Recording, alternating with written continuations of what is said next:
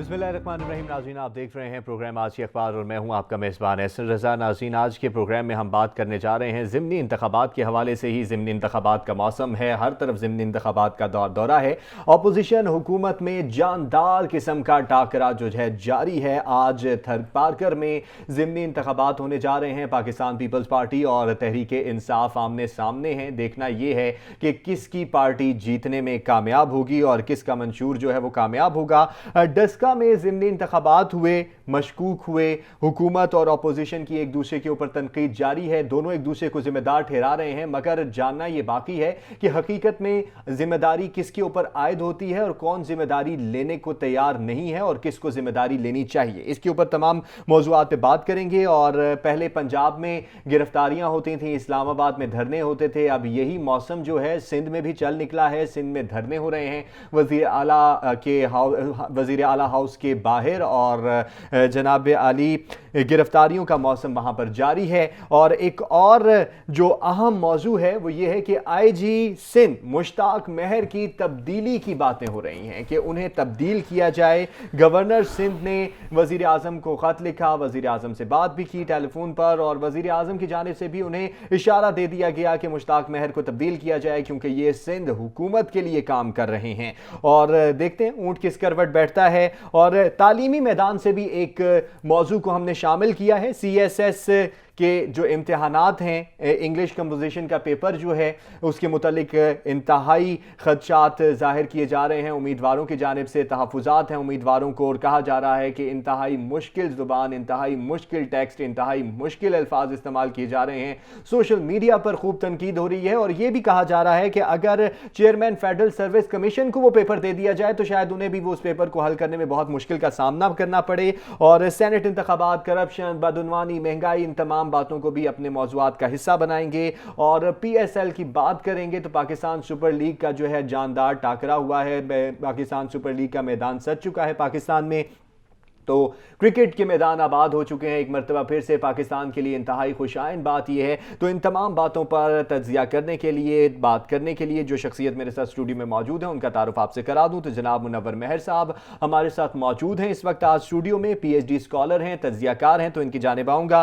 मुनव्वर साहब अस्सलाम वालेकुम। वालेकुम सलाम, उम्मीद है खैरियत से होंगे। बहुत शुक्रगुजार हूँ कि आपने हमें ज्वाइन किया है आज। और जैसा कि मैंने अभी बताया, ज़िमनी इंतखाबात की बात की, ज़िमनी इंतखाबात का दौर है। आज NA 221 थरपारकर में ज़िमनी इंतखाबात का मार्का सजने जा रहा है और पाकिस्तान पीपल्स पार्टी और तहरीक इंसाफ में कांटे का मुकाबला होगा। दोनों के उम्मीदवार आमने सामने हैं और 318 पोलिंग स्टेशन हैं, 13 हसास हैं, 95 इंतहाई हसास हैं।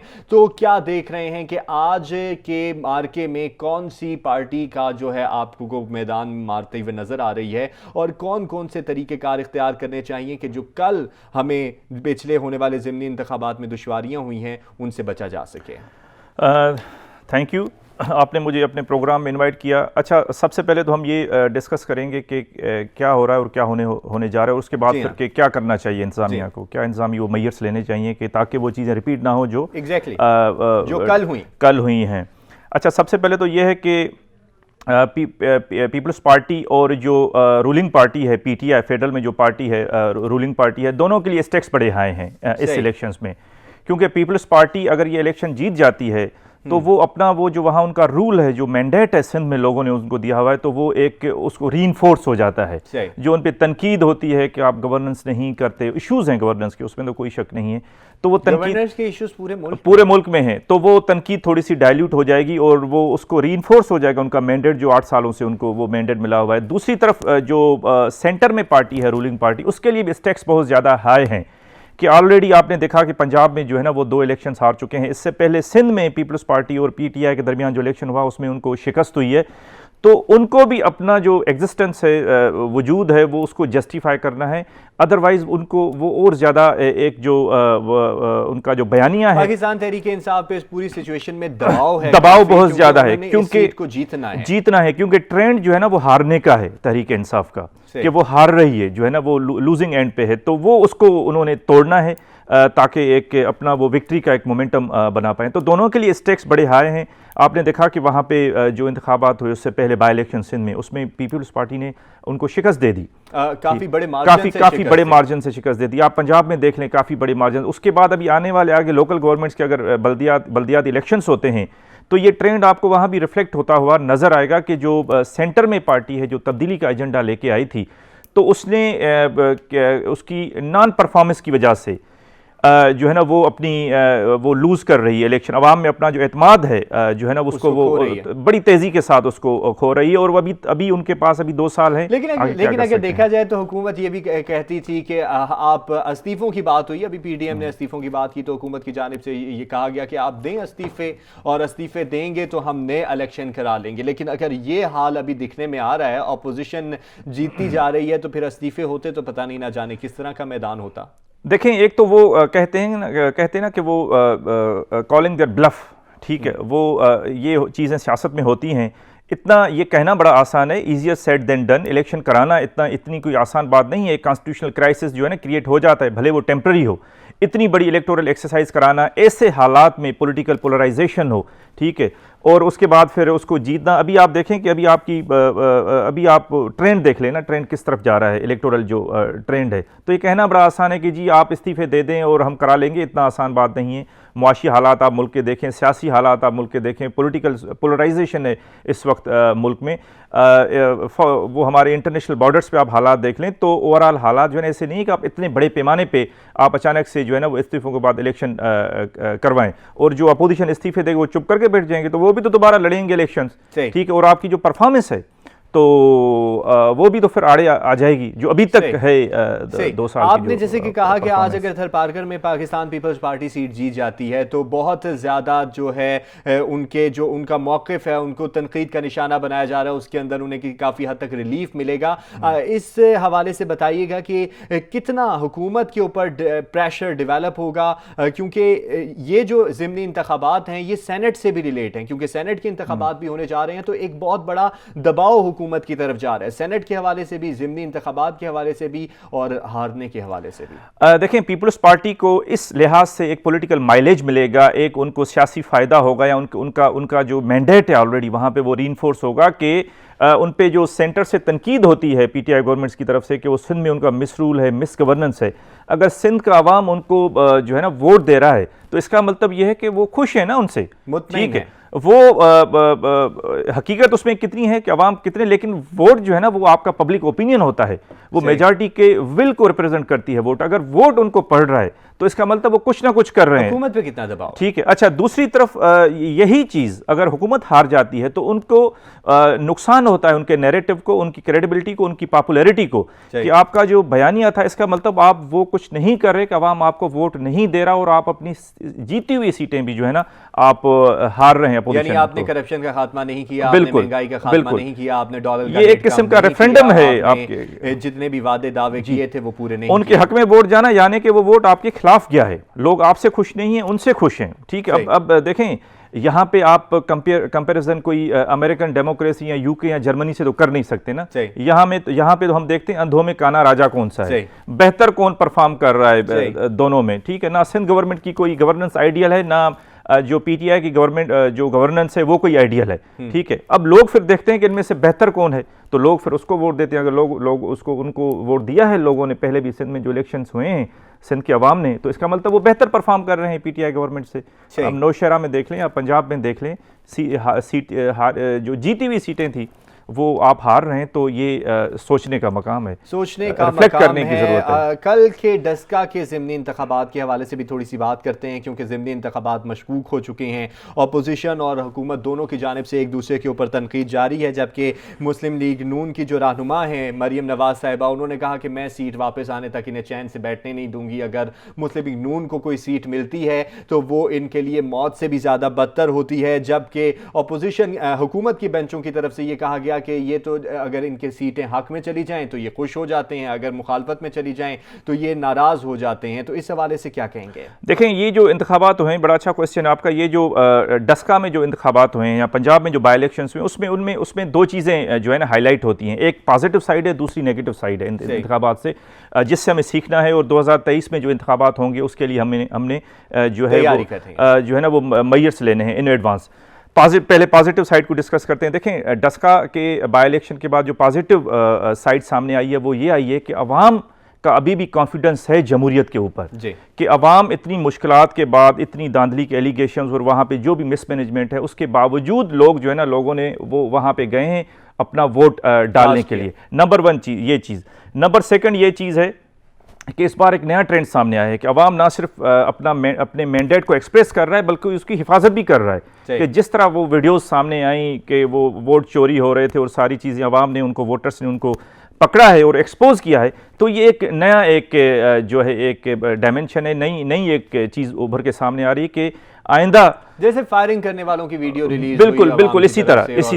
अच्छा, बिल्कुल। तीसरी जो चीज़ है वो इलेक्शन कमीशन का जो रोल है बड़ा, वो उसको हमें अप्रिशिएट करना चाहिए। हत्ता कि माजी में इलेक्शन कमीशन का कोई रोल इतना अच्छा नहीं रहा, लेकिन इस बार उनका बड़ा अच्छा रोल है कि उन्होंने जो प्रेस रिलीज निकाली है, और उन्होंने जो वो प्रेस रिलीज जो है ना, इदारों की इंडाइटमेंट है एक किस्म की, कि इदारे उनके साथ कोऑपरेट नहीं कर रहे, उनका अमला गायब हो गया उनका अमला, और वो उनसे रब्ता करते रहे, वहाँ की जो इंतजामिया थी, लोकल डीसी से, चीफ सेक्रेटरी से, दूसरों से, तो उन्होंने इलेक्शन कमीशन ऑफ पाकिस्तान के साथ कोऑपरेट नहीं किया है। लेकिन अमला गायब होने की जिम्मेदारी किस पे जाती है? देखें, इलेक्शन कमीशन, उस पर हम आते हैं। इलेक्शन कमीशन ऑफ पाकिस्तान एक आईनी इदारा है, सारे इदारे जो है ना पाबंद हैं, पुलिस से लेकर डिस्ट्रिक्ट इंतजामिया के, उसके साथ कोऑपरेट करें ताकि जो इलेक्शन से फेयर, फ्री और स्मूथ उनको इंश्योर जो है किया जाए। अच्छा, जहां तक आपकी बात है कि अमला गायब होने के क्या कौन जिम्मेदार हैं, तो ये अगर हम कहें कि जी फलाना जिम्मेदार, तो एक स्वीपिंग स्टेटमेंट होगा। इसके लिए प्रॉपर तरीका ये है, रेशनल तरीका ये है, आईनी तरीका ये है कि आप एक इन्वेस्टिगेटिव, एक इंक्वायरी बिठाएं,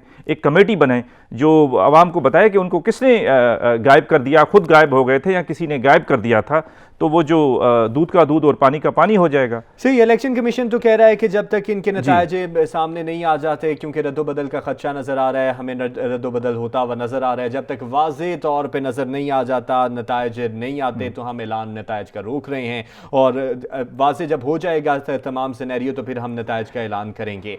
ये इलेक्शन कमीशन की बात है। तो दूसरी जानिब एहसन इकबाल ने भी इसको तनकीद का निशाना बनाया कि ये तो नतायज जो हैं इलेक्शन कमीशन जिम्मेदारी पूरी नहीं कर पाया, और जो हुकूमती बेंच हैं वहाँ से कहा जा रहा है कि अगर डस्का में दोबारा इलेक्शन होते हैं तो नौशहरा में भी होंगे, वजीराबाद में भी होंगे। जी, क्योंकि देखें जो वीडियोस सामने आई हैं उससे क्लियरली लग रहा है कि जो है ना वो इलेक्शंस को रिग करने की कोशिश की जा रही है, मैनिपुलेट करने की कोशिश कर रही है। मैंने कहा ना, एक तो इसमें एक इम्पार्शियल इंक्वायरी की ज़रूरत है, क्योंकि ये इंतखाबात एक बैरोमीटर हैं आपके आने वाले जो 2023 में जो इंतखाबात होंगे, उसमें जो इसमें वीकनेसेस आपको नज़र आई हैं, जो टेक्निकल, जो एडमिनिस्ट्रेटिव जो वीकनेसेस, जो इशूज़ हैं, आप अगर इंक्वायरी करेंगे तो वो सामने आ जाएंगे। ठीक है, फाइंडिंग सामने आ जाएंगी, तो आप पेशगी जो है ना एक प्लानिंग कर सकते हैं 2023 के। देखें, वो एक नेशनल लेवल पे एक्सरसाइज होगी, उसमें अगर ये इस तरह की चीज़ रिपीट होती है, ये वहाँ पे वायलेंस होता है, ये रिगिंग होती है या मैनिपुलेशन, इस तरह की बेज़ाब्तियाँ होती हैं, इरेगुलरिटीज़, तो ये चीज़ें वायलेंस की तरफ भी जा सकती हैं। लेकिन मैं आपसे तो ये सियासी रहनुमाओं के रवैये के मुतालिक बात जानना चाह रहा हूँ कि वो ये कहते हैं कि एक तरफ से तो एक कह रहे हैं कि ऑपोजिशन कह रही है, नून लीग कह रही है, पीडीएम का मौक़िफ़ हम इसे कह सकते हैं क्योंकि अभी इत्तेहाद है, कि डस्का में ज़िमनी इंतखाबात चुराने की भूंडी कोशिश की गई, इंतखाबात चुराए गए, बंदे वहाँ पर गायब हुए, फायरिंग हुई, मामलात ख़राब हुए। दूसरी जानिब से जो मौक़िफ़ आया शहबाज गिल साहब का, वो ये है कि अगर यहाँ पर दोबारा इलेक्शन होता है, अगर यहां पर दोबारा इलेक्शन करवाया जाता है इलेक्शन कमीशन की जानिब से, तो फिर नौशहरा में और वजीराबाद में भी दोबारा से करवाया जाना चाहिए। हालांकि वहां पर कोई इस तरह का मामला दिखने में नहीं आया।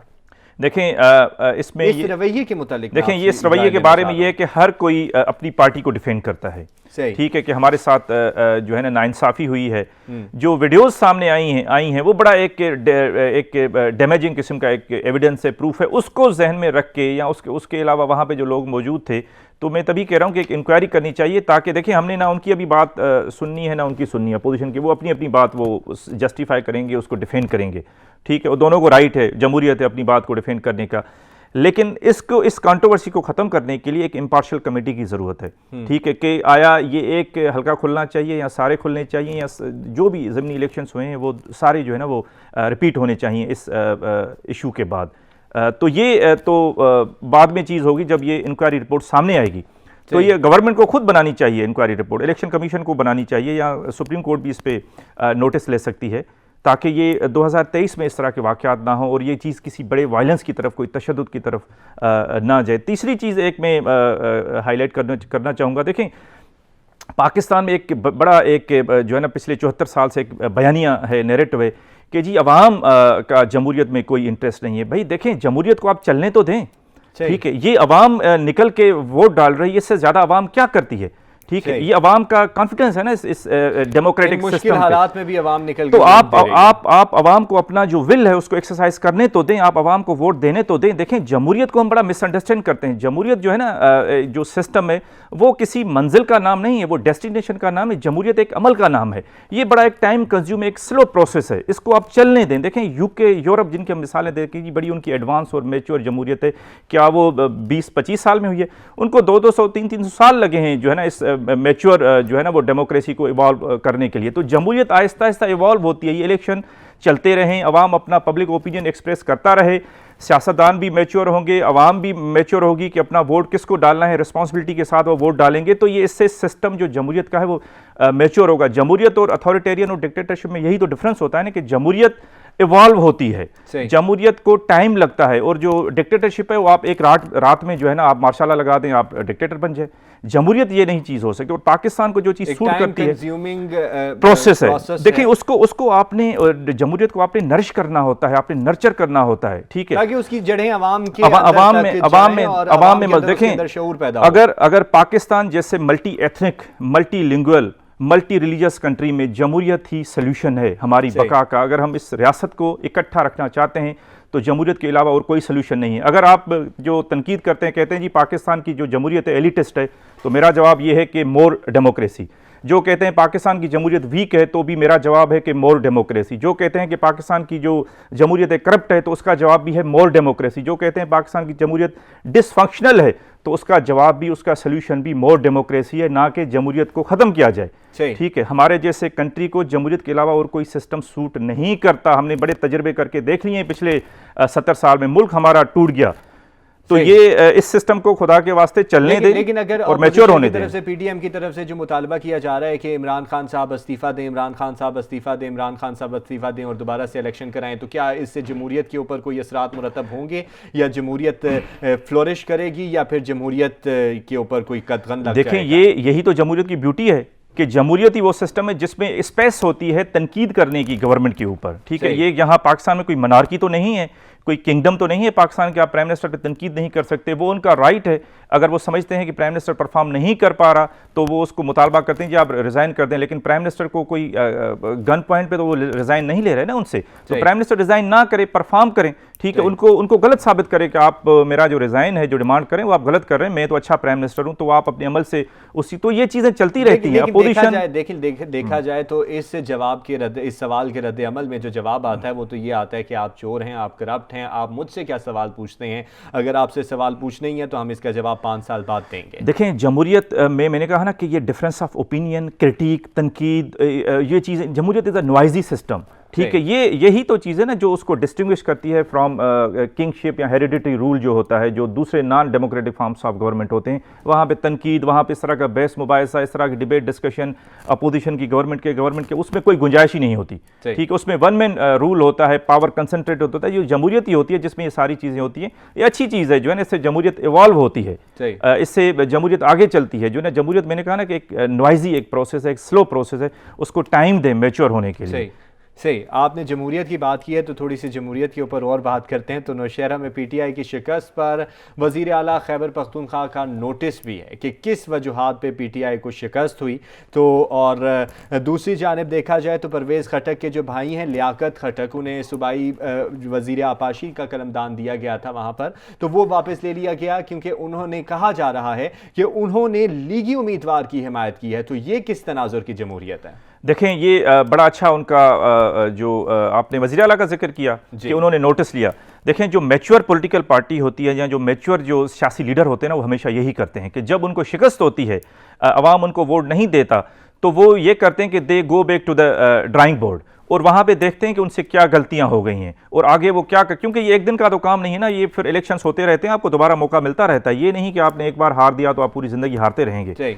तो ये आपने उस अपनी शिकस्त से आपने लेसन लर्न करना होता है, ठीक है, कि आखिर हमें शिकस्त क्यों ही, आपने सेल्फ इंट्रोस्पेक्शन करना होता है, क्या हमने परफॉर्म नहीं किया, हमारी गवर्नेंस अच्छी नहीं है, अवाम हमसे क्यों खुश नहीं है, क्योंकि उन्होंने जीती हुई सीट हमसे लेके वापस और अपोजिशन को दे दी।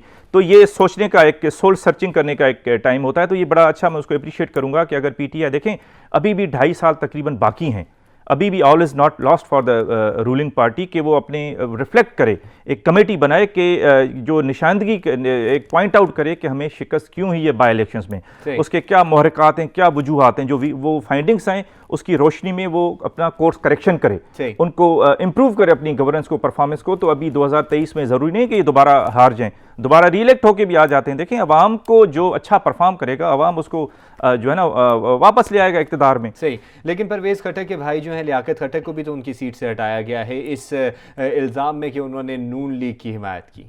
देखें, ये बातें भी हैं ना, एक परसेप्शन के आपस में दोनों भाइयों के इख्तलाफात भी हैं एक तरह से।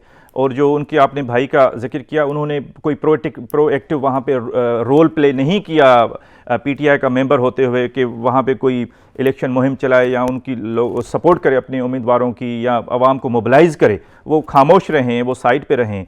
तो इसकी वजह से जो है ना ये चीज़ हो सकती है, मंजर आम पे। साथ ही अब थोड़ा सा जिक्र करते हैं सिंध के हालात व वाक़यात का, क्योंकि पहले पंजाब में गिरफ्तारियों का हमने मौसम देखा, अपोजिशन लीडर रहनुमा गिरफ्तार होते रहे और इस्लामाबाद में धरने होते रहे। और बल्कि इस साल तो हम कहेंगे इस्लामाबाद जो धरना कल्चर था वो कुछ ज़्यादा ही रहा, क्योंकि हर तबके ने ही इस्लामाबाद आके धरना दिया, चाहे वो सियासतदान हो, चाहे वो गवर्नमेंट के मुलाजमीन हो, या चाहे कोई भी तबका हो। तो सिंध में भी यही हालात हो चुके हैं। अलीम आदिल शेख साहब की गिरफ्तारी हुई सिंध के में, जो पाकिस्तान तहरीक इंसाफ के दीगर रहनुमा हैं उनकी गिरफ्तारी हुई। तो पाकिस्तान तहरीक इंसाफ के जो मेंबर हैं वो वज़ीर आला हाउस के सामने धरना देने बैठ गए और उन्होंने कहा कि जब तक हमारे सियासी रहनुमाओं को रिहा नहीं किया जाता तो हम अपने धरनों को ख़त्म नहीं करेंगे। हालांकि कल वाला धरना ख़त्म करवा दिया गया है मुफाहमत के ज़रिए से कि हम सियासी रहनुमाओं को रिहा करते हैं। तो इस हवाले से क्या कहेंगे? देखें, एक तो ये चीज़ है कि मैं कंडेम करता हूँ कि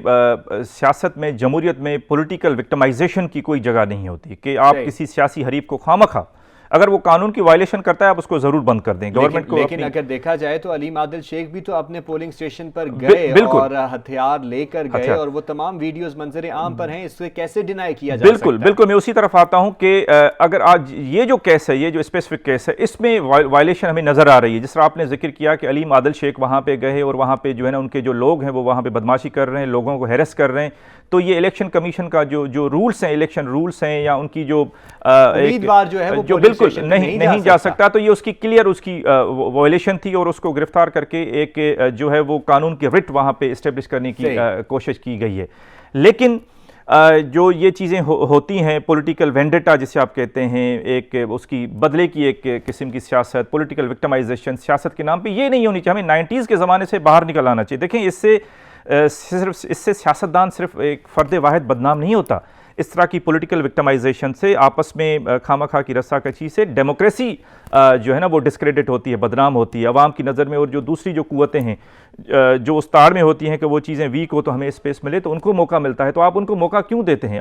लेकिन इस सारी सूरत हाल का इल्ज़ाम तो वज़ीर आला सिंध पर धर दिया गया कि उनके कहने के ऊपर ये गिरफ्तारी। देखें, वज़ीर आला सिंध वहाँ के चीफ एग्जीक्यूटिव हैं। अगर वहाँ पे कोई कानून की वायलेशन होती है, वहाँ पे लॉ एंड ऑर्डर की कोई बंदा सिचुएशन क्रिएट करता है, तो उसको वज़ीर आला सिंध का ही काम है कि वो उसको डील करे और अपने सूबे में जो है ना वो लॉ एंड ऑर्डर को इस्टेब्लिश करे। और दूसरा, वीडियो में क्लियर नज़र आ रहा है कि वो वायलेशन कर रहा है अलीम आदिल शेख, उसकी इलेक्शन कमीशन के जो रूल्स हैं, जहाँ जो कि उन्होंने नहीं जाना था, लोगों को हिरास कर रहे हैं, जो है ना हथियार लेके वहाँ पे ऑटोमेटिक हथियार लेके इन्फ्लुएंस करने की कोशिश की जा रही है। भी कहा गया कि मुझे तो जेल में मारने की भी कोशिश की गई है और इसकी जिम्मेदारी भी वज़ीर आला सिंध पे आती है और बिलावल भुट्टो जरदारी पे आती है, आसिफ अली जरदारी पे आती है। मेरे जो जेल था उसमें से सांप निकल आया, जबकि अदालत की तरफ से रिमार्क्स आए कि क्या आप सांप को मार नहीं सकते। देखें, हम उसको, इस चीज़ को हम वेरीफाई तो कर नहीं सकते कि क्या ये जो बातें कह रहा है अलीम आदिल, उसकी जो कंप्लेंट्स हैं वो वैलिड हैं कि वो खामखा वो ये बातें कर रहा है। वो तो तभी होगी कोई हमारे पास एक प्रूफ हो। बाकी जो सियासी कैदी हैं उनके राइट्स होते हैं, बीइंग जो है ना वो ह्यूमन भी, उसके ह्यूमन राइट्स हैं, वो उसको पूरे मिलने चाहिए जेल में। ठीक है, आपने वो कानून की उसने वायलेशन कर दिया, आपने जेल में बंद कर दिया, बस ठीक है, तो उसको जो भी राइट्स हैं, जो एक प्रिजनर के राइट्स होते हैं, वो मिलने चाहिए और कोई विक्टिमाइजेशन नहीं करनी चाहिए ज़ाती बुनियादों पे। लेकिन इस सारी सूरत हाल में एक और दिलचस्प बात जो निकल के सामने आई है वो ये है कि गवर्नर सिंध ने वज़ीर आज़म पाकिस्तान से रब्ता किया और उन्होंने IG सिंध मुश्ताक महर की तब्दीली का मुतालबा कर दिया कि IG सिंध मुश्ताक महर जो हैं वो अलीम आदिल शेख की जो गिरफ्तारी है उसमें मुलव्विस हैं। वज़ीर आज़म भी इसके ऊपर बरहम हो गए, उन्होंने इशारा भी दे दिया कि जी इसको हटा दिया जाए और डॉक्टर अमीर अहमद शेख का नाम सर फहरिस्त भी आ चुका है कि अगर मुश्ताक महर जाते हैं तो जो अमीर अहमद शेख हैं वो उनकी जगह पे आएंगे। तो क्या देख रहे हैं कि वफाक और सिंध हुकूमत में एक मरतबा फिर से ठनने जा रही है या ये एक मरतबा फिर से इल्ज़ाम लगा दिया एक गिरफ्तारी की बुनियाद के ऊपर कि मुश्ताक महर को बदला जाए? देखिए, इसमें जो सेंटर में गवर्नमेंट है हमारी, उसके डबल स्टैंडर्ड्स नजर आते हैं। आपने देखा पंजाब में आपने 5 IG चेंज कर दिए जी, ठीक है, आपने 2-3 महीने के बाद आपने CPO लाहौर आपने चेंज कर दिया जब आपका दिल करता है। तो सिंध भी जो है ना 18वीं तरमीम के बाद अब वो एक उसको बहुत ज़्यादा उसको ऑटोनॉमी मिल गई है, वहाँ का चीफ एग्जीक्यूटिव है, तो वो जिसको बेहतर समझते हैं वो उसको लगाएंगे, IG लगाएंगे या चीफ सेक्रेटरी लगाएंगे। ठीक है, अगर आप IG चेंज करें पंजाब में 4-4, 5-5 तो वो हलाल है, और अगर सिंध गवर्नमेंट या कोई और गवर्नमेंट चेंज करे तो वो हराम हो जाता है। तो इसमें भी आपके डबल स्टैंडर्ड्स हैं। यहाँ तो देखा कि मुश्ताक महर जो हैं वो सिंध हुकूमत के लिए काम कर रहे हैं, सिंध के, हालांकि वो सिंध के अंदर ही काम करेंगे लेकिन वो सिंध हुकूमत के लिए काम कर रहे हैं, इसलिए अलीम आदिल शेख की गिरफ्तारी जो है वो अमल में आई। देखें, IG सिंध जो है ना वो सिंध गवर्नमेंट के लिए ही काम करेगा क्योंकि वो सिंध गवर्नमेंट ने उसको लगाया है अपने सूबे में। IG सिंध KP के लिए काम नहीं करेगा, IG सिंध पंजाब के लिए काम नहीं करेगा, पंजाब का IG वहाँ के लिए काम। तो ये उनका कहना ये टोटल इरेशनल है कि IG सिंध गवर्नमेंट के लिए काम कर रहा है। तो और उसने IG सिंध ने कोई उसके लिए काम करना है, UP के लिए काम करना है, कोई अफगानिस्तान के लिए काम करना है, अपने सूबे के लिए काम करना है ना। हाँ, आप ये कहें कि वो मेरिट पे काम करें, आप ये कहें कि वो जो है ना वो सिलेक्टिव होके रूल ऑफ लॉ को इस्टेब्लिश ना करें, अक्रॉस द बोर्ड करें जो भी वायलेशन। तो ये आपकी बात। बाकी जहाँ तक देखें, सबको पता है कि जो इस तरह की जो पोस्टें होती हैं IG चीफ से, ये पॉलिटिकल जो है ना इस पर हर पार्टी की ये तरजीह होती है, हर पार्टी की ये ख्वाहिश होती है कि इस पर ऐसे लोग लगाए जाएँ जो हमारे साथ थोड़ा बहुत जो है ना लॉयल हों, हमारी तरफ जो टिल्ट रखें। ठीक है, ये क्योंकि हमने ये पॉलिटिकल पार्टीज़ ने हमने जो है ना इसमें कभी मेरिट नहीं की अपॉइंटमेंट में। जो बड़ी लेवल की जो अपॉइंटमेंट्स होती हैं इसमें तो मेरिट किसी, आप मुझे बताएं किस सूबे में मेरिट के ऊपर लगा हुआ है? आप एक सूबे में 4-4, पंजाब में 5 आपने IG कर दिए, इसका मतलब कोई आपने अपनी मर्जी से लगाए थे ना। ठीक, आप खुद कह रहे हैं कि जी वो मैंने उस IG को इसलिए हटाया कि वो मेरे कब्जा नहीं। लेकिन अगर माजी में देखा जाए तो ये सभी गवर्नमेंट्स करती हैं। करीम इमाम की तब्दीली के ऊपर बड़ा ज़्यादा मामलात ख़राब होते रहे, सिंध हुकूमत और वफाक में बड़ी तनकीद होती रही, वज़ीर आला जो है वज़ीर आज़म को ख़त लिखते रहे, वज़ीर आज़म उनके ख़त का जवाब नहीं देते रहे और बड़ा एक टेंस माहौल रहा। तो क्या इस दफ़ा भी इस तरह का कोई टेंस माहौल हो सकता है या क्योंकि ज़ाहिरी बात है सिंध हुकूमत को भी तहफ़्फ़ुज़ात होंगे मुश्ताक महर की तब्दीली के हवाले से, जो वफाक ये मसला उठा रहा है और वफाक कितना दबाव डालेगा? देखें, वफाक को ये सोचना चाहिए कि आप वफाक हैं, आप सेंटर हैं, ठीक है, ये फेडरेटिंग यूनिट्स हैं, ठीक है। वफाक की इस तरह की मुहाज़ाराई जो है ना सूबों के साथ, वो फेडरेशन के लिए अच्छी नहीं होती। ऑलरेडी जो सो कॉल्ड हमारे छोटे सूबे हैं उनमें एक एहसास महरूमी है, आप उसको भी जहन में रखें, ठीक है। उनमें एक सेंस ऑफ एक इनसिक्योरिटी है, एक इनजस्टिस है, एक हिस्टोरिकल एक उसकी पूरी तारीख है, ठीक है, कि हमें सेंटर से हमें जो है ना वो कंट्रोल करने की कोशिश। अभी देखें 18वीं तरमीम के बाद सूबे खुद मुख्तार हो गए हैं, तो आप उनको चलने दें, ठीक है। उनके मामलात में आप इंटरफेरेंस करेंगे तो ये अच्छा वफाक और ये फेडरेशन के लिए अच्छा। तो 18वीं तरमीम में भी तब्दीली करना चाह रहे हैं, बिल्कुल, ये जरूरत से ज्यादा आप तो बिल्कुल देखें तो आप तो चले जाएंगे सेंटर में, गवर्नमेंट आपकी 3-4 साल के बाद खत्म हो जाएगी, ठीक है। लेकिन ये आप लॉन्ग टर्म नुकसान कर जाते हैं फेडरेशन का, इस तरह की जो डिसहार्मनी क्रिएट करके, इस तरह की टेंशन और मिस्टर सूबे और वफाक में। तो वफाक अपना काम, यहाँ तो ये हो ना कि वफाक की कोई परफॉर्मेंस हो, वो बड़ी कोई आइडियल हो, बड़ी वो इंस्पायरिंग परफॉर्मेंस हो, फिर तो हम सूबे पे तनकीद करें, ठीक है। सारे पूरे मुल्क में जो है ना IG से लेके चीफ सेक्रेटरी वो पॉलिटिकल अपॉइंटीज होते हैं, सबको पता है, ये पूरी तारीख है पाकिस्तान की। तो सिर्फ ये तनकीद करना कि सिंध में जो है ना ये चीज़ होती है, तो ये मेरे ख्याल में एक अनजस्टिफाइबल है। उसकी मैंने मिसाल दी कि पंजाब में आपने 6 महीने 5 IG चेंज कर दी, वो हलाल है, और सिंध में अगर किया जाता है तो वो हराम है। तो ये डबल स्टैंडर्ड्स नहीं होने चाहिए, ठीक। आप मेरिट, आप जैसे आप अपने आप को खुद मुख्तार समझते हैं IG बदलने में, वैसे वो भी IG बदलने में या अपनी मर्जी का IG अपॉइंट करने में मुकम्मल तौर पे खुद मुख्तार बिल्कुल, हैं। पहले आप मेरिटोक्रेसी को जो है ना एक्सरसाइज करें अपॉइंटमेंट्स में, तो फिर आप सूबे से एक्सपेक्ट करें, या फिर आप पहले रोल मॉडल खुद बने, फिर आप दूसरों को आप कह सकते हैं कि भाई आप भी मेरिट करें, तो कोई बात बनती है। सही सही। सेनेट इंतखाबात की भी बात करते हैं, तो सेनेट इंतखाबात में जो है पाकिस्तान पीपल्स पार्टी ने चैलेंज कर दिया है फैसल वावडा के कागजात नामजदगी को, कि हम इसको चैलेंज करते हैं। और साथ ही साथ अगर शिबली फराज साहब के बयान को भी देखा जाए तो उन्होंने कहा जी कि करप्शन का तहफ़्फ़ुज़ जो है वो पाकिस्तान के अंदर कल्चर बन चुका है, और बदउनवानी के खात्मे के बजाय जो है कानूनी बहसों में हमें उलझाया जा रहा है, बजाय इसके कि अपोजिशन कहती कि हाँ जी आप ठीक करने जा रहे हैं, आपके साथ हम खड़े हुए हैं, तो हमें ये उलझा रहे हैं कानूनी मामलात में। तो इस हवाले को इसको किस तरह से देख रहे हैं?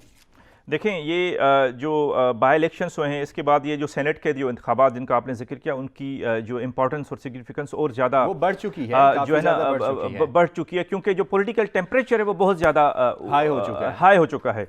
तो इस सिचुएशन में सेनेट के जो इंतखाबात हैं, जितने ज़्यादा फेयर, फ्री और शफाफ तरीके से होंगे, उतना ज़्यादा जो है ना वो मुल्क के लिए बेहतर है। क्योंकि देखें, सेनेट की अपनी एक यूनिक इंपॉर्टेंस है पाकिस्तान की फेडरेशन में, क्योंकि senate is the house of federation. Senate में पाकिस्तान की जो सारे सूबे हैं, जो भी इकाइयाँ हैं, यूनिट्स हैं, उनकी इक्वल रिप्रेजेंटेशन होती है।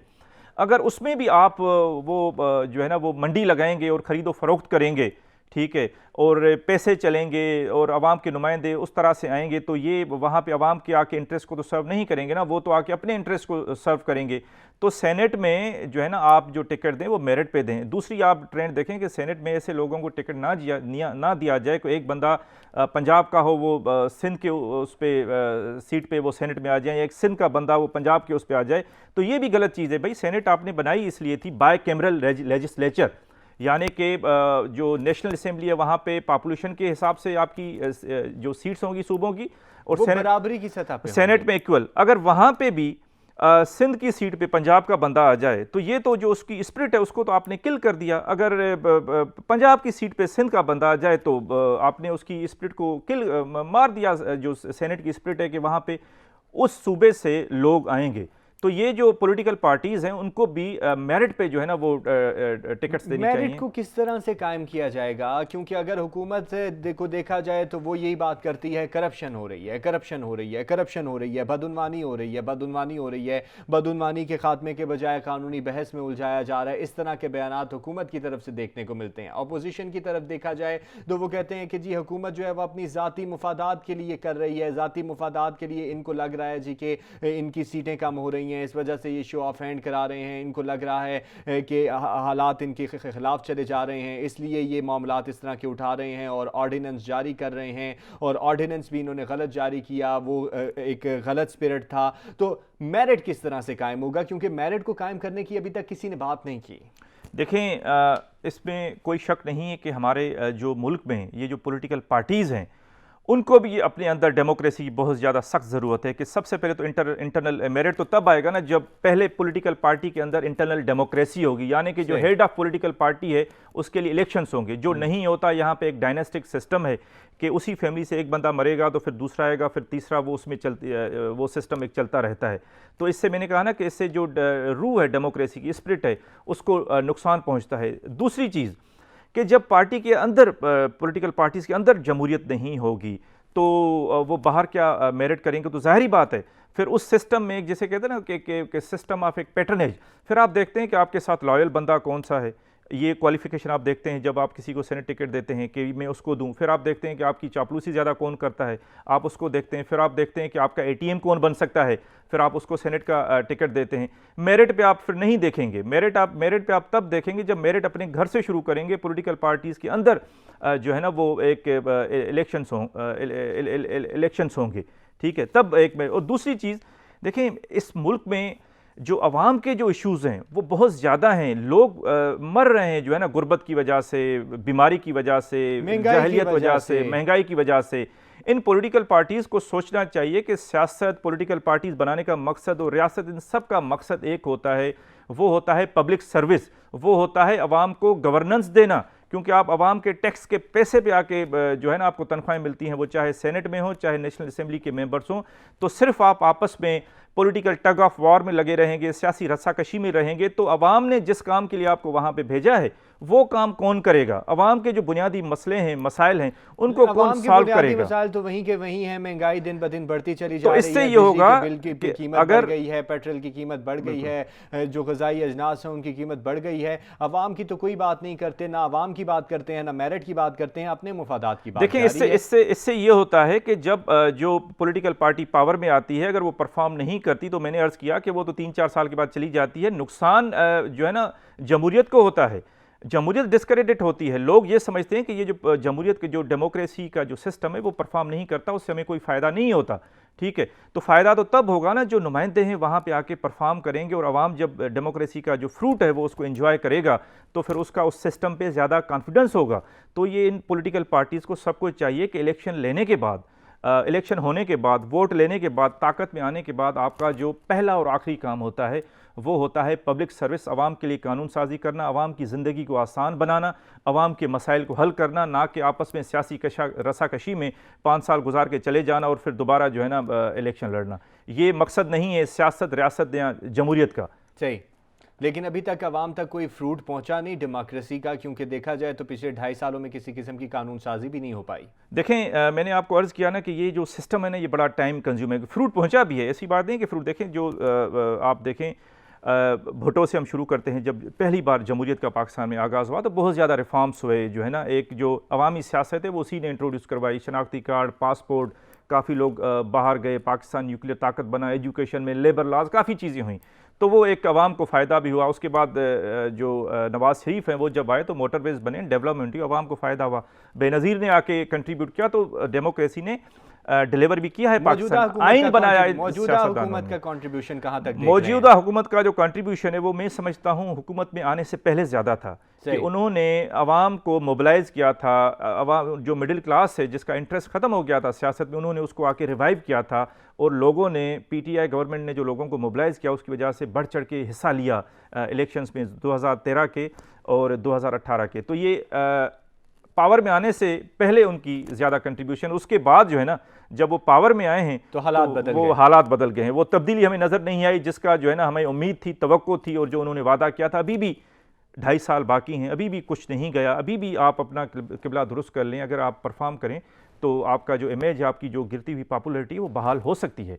सही। महर, थोड़े से जो है तालीमी मैदान से भी हम थोड़ी सी गुफ्तगू करते हैं, क्योंकि हमने बहुत ज़्यादा बहस कर ली सियासी मामलात के ऊपर, सेनेट के ऊपर, ज़िमनी इंतखाबात के ऊपर, गुज़िश्ता प्रोग्रामों से करते आ रहे हैं। CSS के इम्तिहानात होते हैं और एक फेयर किस्म का इसको भी कहा जाता है कि ये इम्तिहानात हैं, और CSS इंग्लिश कंपोजिशन के पेपर के मुतालिक जो है उम्मीदवारों को बड़े ज़्यादा ख़दशात हो गए हैं और उन्हें बहुत ज़्यादा तहफ़्फ़ुज़ात हैं। उन्होंने कहा कि जो CSS पेपर के अंदर टेक्स्ट और अल्फाज का चुनाव किया गया है वो इंतहाई मुश्किल है, और वो इतना मुश्किल है कि अगर चेयरमैन फेडरल सर्विस कमीशन को भी वो पेपर दे दिया जाए तो वो भी शायद इसको हल करने में नाकाम हो जाएं। तो ये किस बुनियाद पर किया गया, किस सोच के तहत किया गया? क्योंकि CSS के पेपर को आपने अपनी आवाम के लिए देना है ताकि उनमें से अच्छी मैनेजमेंट करने वाले लोग निकल के उभर के सामने आ सकें। तो इस हवाले से क्या कहेंगे? ऐसा बड़ा अच्छा सवाल है आपका। देखें, मुल्क में चंद ऐसे इदारे बचे हैं जिन पे आप आवाम का अभी तक कॉन्फिडेंस है, आप ये कह सकते हैं कि वहाँ पे मेरिट होती है। उसमें federal service commission of Pakistan एक इदारा है, लेकिन अनफॉर्चुनेटली पिछले कुछ सालों से वो भी आहिस्ता आहिस्ता अपनी क्रेडिबिलिटी लूज़ कर रहा है। वो किन वजूहात से लूज़ कर रहा है हम उसको डिस्कस करेंगे। सबसे पहले आप देखें कि इस साल जो उन्होंने पेपर दिया है इंग्लिश कंपोजिशन का, वो पेपर उन्होंने, मुझे तो समझ भी नहीं आता कि उन्होंने कहाँ से वो पेपर बनवाया है, किस पेपर सेटर ने वो पेपर बनाया है और क्या चीज़ जहन में रख के वो पेपर बनाया है इंग्लिश कंपोजिशन का। उसमें जो वोकेबलरी दी गई है एहसन, वो वोकेबलरी मैं चैलेंज करता हूं कि फेडरल सर्विस कमीशन का जो ऑनरेबल चेयरमैन है, जो उसके रिस्पेक्टेड मेंबर्स हैं, अगर वो पेपर उनको भी दिया जाए तो उनकी तो 30 से 40 साल की सर्विस होती है, वो भी उस पेपर को सॉल्व नहीं कर पाएंगे। देखें, आपको ये चीज़ जहन में रखनी चाहिए फेडरल सर्विस कमीशन को कि हमारे बच्चे कोई ऑक्सफर्ड, कोई कैम्ब्रिज, कोई हार्वर्ड से इंटर, BA या MSc, MPhil करके नहीं आते। हमारे बच्चे बड़ी मुश्किल से जो है ना तालीम हासिल करते हैं और इंग्लिश अपनी इम्प्रूव करते हैं, सीखते हैं। तो आप उनको ऐसा पेपर दें, आप उनका जो है ना रट्टा चेक ना करें। आप उनकी स्टोरेज कैपेसिटी चेक ना करें, आप उनका प्रोसेसिंग पावर चेक करें कि आपके बच्चे जो है ना इंफॉर्मेशन को या नॉलेज को एनालाइज कैसे करते हैं। लेकिन अनफॉर्चुनेटली सीएसएस का पेपर देखे कोई शेक्सपियर तो सामने आने वाला नहीं है। देखें एक चीज ध्यान में रखनी चाहिए कि आपने एडमिनिस्ट्रेटर बनाना है, आपने सिविल सर्वेंट बनाना है, आपने कोई शेक्सपियर प्रोड्यूस नहीं करना, आपने कोई इंटेलेक्चुअल प्रोड्यूस नहीं करना होता सीएसएस के पेपर के बाद, ठीक है। आपने कोई शेले या वुड्सवर्थ कोई शायर नहीं बनाना होता कि आप ऐसी उनको इंग्लिश का कंपोजिशन का पेपर देते हैं जो आप खुद भी सॉल्व नहीं कर पाएंगे फेडरल सर्विस कमीशन। लेकिन उम्मीदवारों में खदशात जो है इससे पहले भी एक मर्तबा, इससे पहले भी सीएसएस के पेपर के मुतालिक ये बात हो चुकी है कि पहले भी एक मर्तबा पेपर लीक आउट हुआ, और इसी तरह अब जो है उम्मीदवार जो है सीएसएस के वो हर तबके से ताल्लुक रखते हैं और वो ये कहेंगे कि इस तरह के पेपर बनाना और इस तरह की मनसूबाबंदी करना और टैक्स देना और वोकैबुलरी इस्तेमाल करना किसी खास तबके को नवाजने के मुतरादिफ है। देखें हमें ये जो federal service commission of Pakistan को ये चीज़ ध्यान में रखनी चाहिए कि भाई आपके जो सीएसएस में ज़्यादातर बच्चे बैठते हैं दूर दराज एरियाज़ के होते हैं, जो दूर दराज एरियाज़ के नहीं होते वो पाकिस्तानी एजुकेशन सिस्टम से आते हैं। मैंने अर्ज़ किया ना, ऑक्सफोर्ड कैम्ब्रिज से उनका बैकग्राउंड नहीं होता, पढ़ के आते हैं कि आप इतना टफ पेपर देते हैं। आपका मकसद उनकी क्रिएटिव एनालिटिकल स्किल्स चेक करना है, आपका मकसद उनको जो है ना मुश्किल में डालना है कि वो ऐसा पेपर दें जिसको वो सॉल्व ही ना कर पाएँ। वो जो इंग्लिश वोकेबलरी में उन्होंने अल्फाज दिए हैं वो तो टोटल वो इंग्लिश के अल्फाज भी नहीं, वो फॉरेन लैंग्वेजेस के अल्फाज हैं, ठीक है। वो मैंने आपको अर्ज किया ना कि वो तो आप किसी पीएचडी वाले को दें वो भी सॉल्व नहीं कर पाएगा। फेडरल सर्विस कमीशन के चेयरमैन को मैं चैलेंज करता हूं कि अगर वो पेपर उनको दिया जाता पहले वो सॉल्व करते। दूसरा, आपने अच्छा पॉइंट हाईलाइट किया कि फेडरल सर्विस कमीशन में काफ़ी इश्यूज़ भी हैं, रेडिकल रिफॉर्म्स की ज़रूरत है अगर इस इदारे ने अपनी साख को बचाना है। एक तो वो पेपर लीक होने का वाक़या सामने आया था, शायद फैसलाबाद में था, उस पर इन्वेस्टिगेशन और इंक्वायरी और दोबारा जो है ना वो पेपर्स हुए थे। दूसरा, उसमें एक बहुत बड़ा जो है ना वो फ्लॉ है, वो है चेकिंग का फ्लॉ। आप पेपर भेज देते हैं जो है ना वो यूनिवर्सिटी के प्रोफेसर्स को या दूसरी जगहों पर, आप ये इंश्योर करते हैं कि वो जो लोग हैं वो पेपर जब चेक करते हैं तो उसको पढ़ते हैं, ठीक है। आप हज़ार कापियाँ उनको भेज देते हैं, तो कौन जो है ना किसके पास इतना टाइम है कि 1000 कापी में हर कापी में कम से कम 30-40 पेजेस होते हैं, तो ए टू जी पढ़ेगा, तो उसमें काफ़ी लाइक बच्चों का नुकसान हो जाता है। की बात है, बच्चों के मुस्तकबिल की। बहुत शुक्रिया मुनव्वर मेहर साहब आपकी तशरीफ आवरी का और तजिए का। बच्चों के मुस्तकबिल की बात है और बच्चों का मुस्तकबिल जो है वो कौम के मुस्तकबिल से जुड़ा हुआ है। उम्मीद करते हैं कि अच्छी रिफॉर्म्स हों इस रिलेटेड, और प्रोग्राम का वक्त खत्म हुआ है। अपना बहुत सारा ख्याल रखिएगा। पाकिस्तान के लिए बहुत सारी दुआएं। पाकिस्तान जिंदाबाद। अल्लाह हाफ़िज़।